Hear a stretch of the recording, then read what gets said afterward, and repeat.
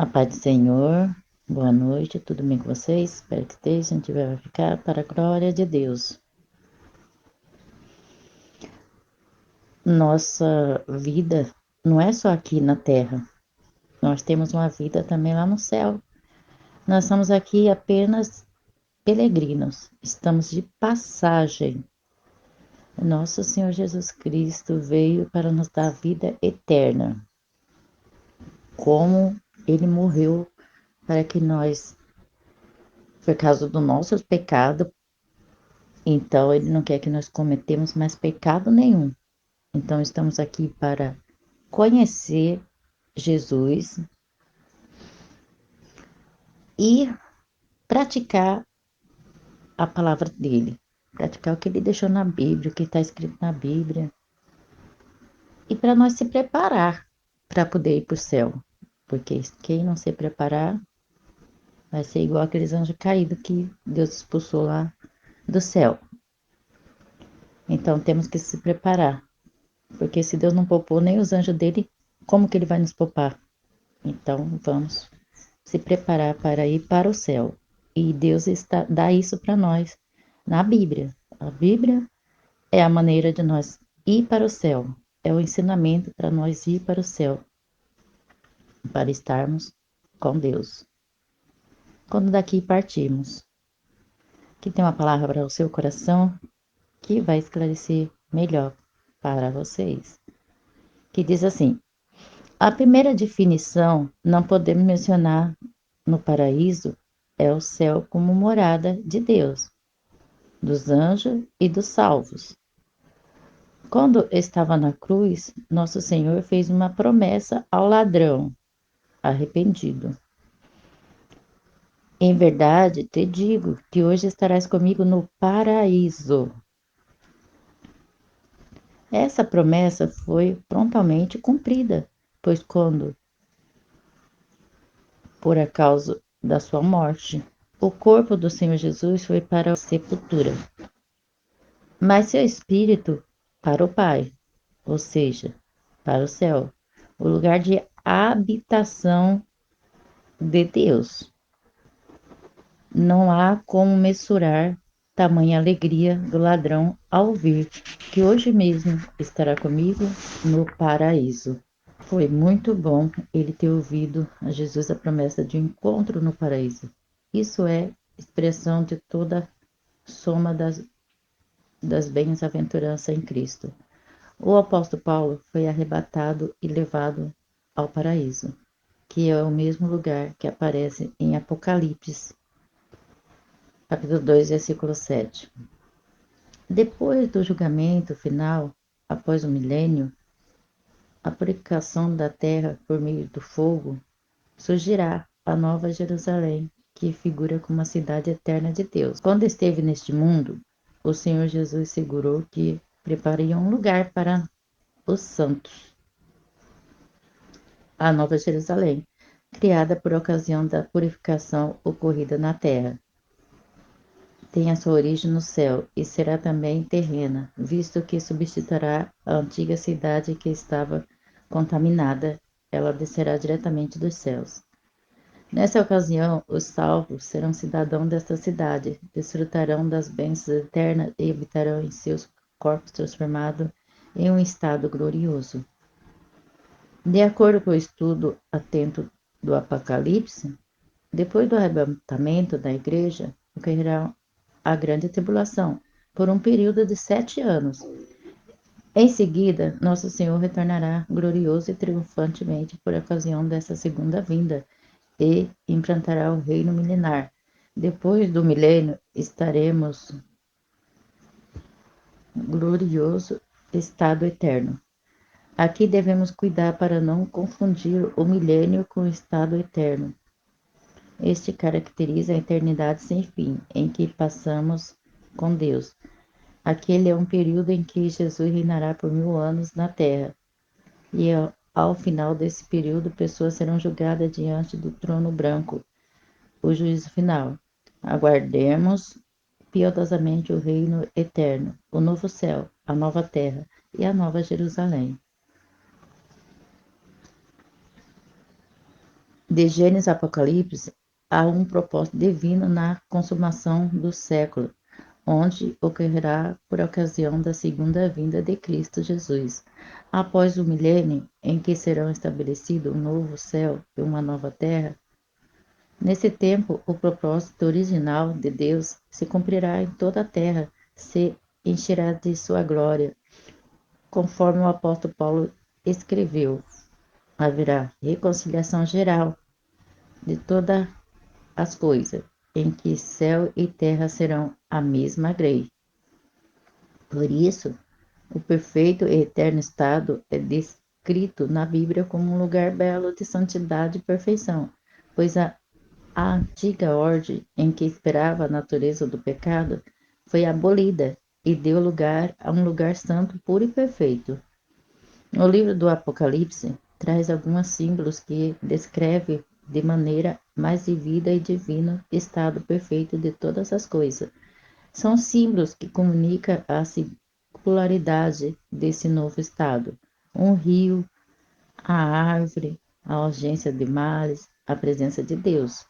A vida eterna descrita como um rio. O apóstolo João descreveu essa eternidade como um rio da vida que brota do trono de Deus e do Cordeiro. Aqui está presente o aspecto simbólico do rio como símbolo de vida que em diversas vezes o Senhor Jesus mencionou como água da vida. A vida eterna descrita como a árvore da vida remota o livro de Gênesis. Seus 12 frutos do mês em mês e as suas folhas simbolizam a vida que triunfou sobre a enfermidade e a morte. Não haverá mais dores nem doença, pois no divino estado eterno a morte não prevalecerá mais. A vida eterna sem males, não haverá mais maldição contra alguém. O problema do coração do ser humano será para sempre resolvido, pois o mal será plenamente erradicado.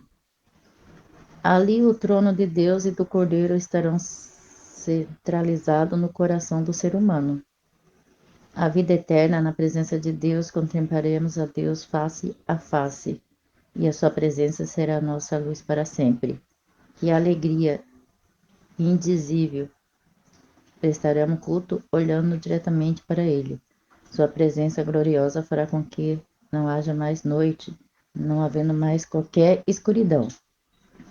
Para sempre reinaremos com ele. Os santos de Deus, tanto do Antigo quanto do Novo Testamento, nunca viveram nesta terra com a ideia de permanecer nela eternamente.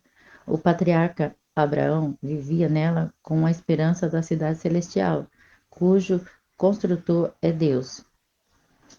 Moisés passou por ela com essa mesma intenção. Deixou o Egito, a sua glória, porque tinha consciência de algo melhor, a recompensa gloriosa.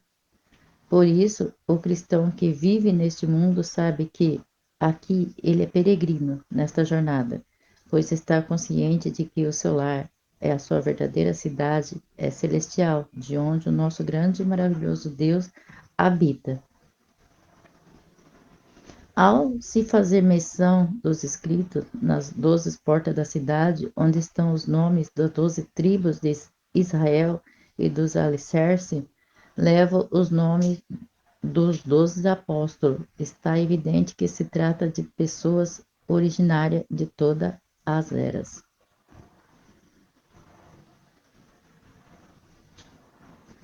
As pessoas, tanto de Israel quanto da Igreja, serão reunidas, formando um só corpo de Cristo, cumprindo-se plenamente desta forma o que está escrito em Gálatas. Nisso não há judeus nem grego. Viveremos na nova cidade sem qualquer tipo de segregação, discriminação e diferença de classe, pois seremos um só povo em Cristo Jesus. Sabemos que nossa morada final não é aqui, neste mundo, nem na sepultura. Prova disso é que somos denominados de peregrinos e estrangeiros nessa terra. O apóstolo Paulo nos lembra de que a nossa cidade está nos céus, Os cristãos que verdadeiramente mantêm comunhão com Cristo e a sua palavra cultivam em seu coração o desejo de ir para casa como anelada o apóstolo dos gentios. Esta é a nossa grande recompensa de quando findamos aqui na terra a nossa jornada. Isto é, a bendita esperança de todo cristão que deseja morar no céu. O céu é o destino final de uma jornada que se iniciou com o novo nascimento. No início da jornada até o final, enfrentaremos inimigos que intentam nos desviar da rota para o céu. Por isso, durante a travessia da jornada, é necessário toda vigilância e zelo, sabendo que aquele que começou a boa obra aperfeiçoará todo o dia da nosso Senhor Jesus Cristo. Portanto, coloquemos nossos olhos no autor e consumador da nossa fé, olhando para frente, pois a Canaã celestial é logo ali. Glória a Deus, aleluia, louvado seja o nome do Senhor. Esta palavra ela se encontra em Filipenses, capítulo 3, versículo 20, que diz assim: Mas a nossa cidade está nos céus, donde também esperamos o Salvador, o Senhor Jesus Cristo. A cidade celestial é o alvo de toda a nossa jornada que iniciou com o novo nascimento e se consumará com a entrada pelos portões celestiais. Glória a Deus. Oremos. Pai amado, Pai misericordioso, eu oro, Senhor Deus, meu Pai, para essas pessoas, Senhor, que elas não acreditam, Senhor, que nós temos que santificar a nossa vida, que nós temos que andar, Senhor Deus, meu Pai, no caminho de luz, que é a palavra do Senhor, meu Deus, para poder, Senhor Deus, chegar, Senhor Deus, até a Canaã celestial. Nós precisamos, Senhor Deus, meu Pai, ter uma boa conduta de vida, Senhor, meu Pai. Fazer o bem, Senhor Deus, e nunca fazer o mal, para que nós possamos, Senhor Deus, meu Pai, ser filho de Deus, porque Deus, Ele não criou nenhum filho ruim. E quando Ele teve Lúcifer como o adorador que adorava Ele, Lúcifer se rebeliou contra ele e ele expulsou de lá. E hoje são demônios, demônios que estão aí acabando com as nossas vidas, querendo acabar com a nossa vida e acabando com a vida de muitas pessoas, porque não acredita que Jesus veio para nos salvar, que Jesus é o nosso Salvador. Pai amado, Pai misericordioso, que o Senhor venha, Senhor Deus, em nome de Jesus, salvar, Senhor, dessas pessoas, Senhor Deus, que estão aí perdidas, Senhor Deus, meu Pai, que não te conhece. Pai, o Senhor Jesus falou, Senhor Deus, meu Pai, que quando a palavra chegasse aos quatro cantos do mundo, que ele ia vir. Pai, o evangelho já está se espalhando para tudo quanto é canto. Daqui a um pouco Jesus virá e tem que encontrar um povo preparado, um povo que vai morar no céu. Pai, ajuda essas pessoas a entender que lá no céu não entra, Senhor Deus, meu Pai, pecado. Que lá no céu não entra, Pai, palavrão. Que lá no céu não entra pessoas com esse tipo. Que elas têm que nascer de novo. Elas têm que nascer de novo para poder ir para o céu. Nascer da água e do Espírito. Ter uma nova consciência, mudar as atitudes, parar de ser uma pessoa rebelde, parar de ser uma pessoa briguenta, parar de ser uma pessoa que briga por qualquer coisa. Para morar no céu, nós precisamos amar um aos outros e temos paciência com um ao outros. E temos que não revidar, mas sim ser amigo, companheiro, que lá no céu não vai ter essas coisas. E, portanto, a pessoa tem que começar a praticar as boas coisas que Deus quer ensinar para elas, que muitos não querem deixar. Pai amado, eu peço a Ti, em nome do Pai, do Filho e do Espírito Santo, abençoe esse povo, para a Tua glória e para o Teu louvor. Se gostou, deixa seu like, compartilhe e se inscrevam.